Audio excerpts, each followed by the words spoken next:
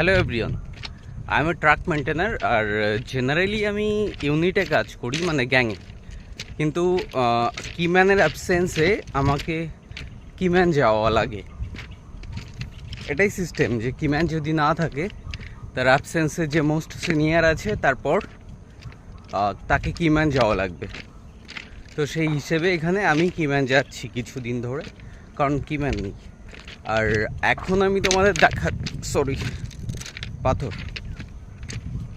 এখন আমি তোমাদের দেখাচ্ছি যে কিম্যান যে যায় তাকে কি কি করতে হয় বা কি কি সঙ্গে নিতে হয়।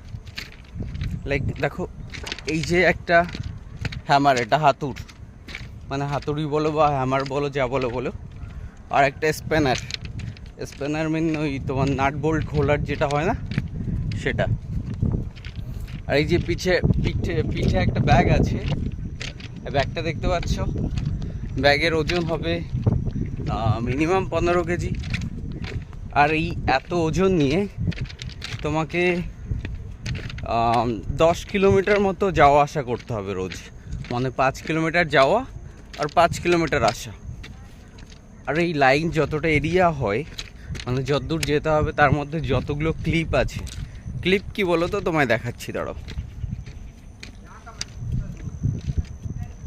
যতগুলো ক্লিপ আছে, যতগুলো লাইনার আছে, সব ফিক্স করতে হবে। যত প্লেট আছে, তার যে বোল্টগুলো আছে, সব তোমাকেই টাইট করতে হবে।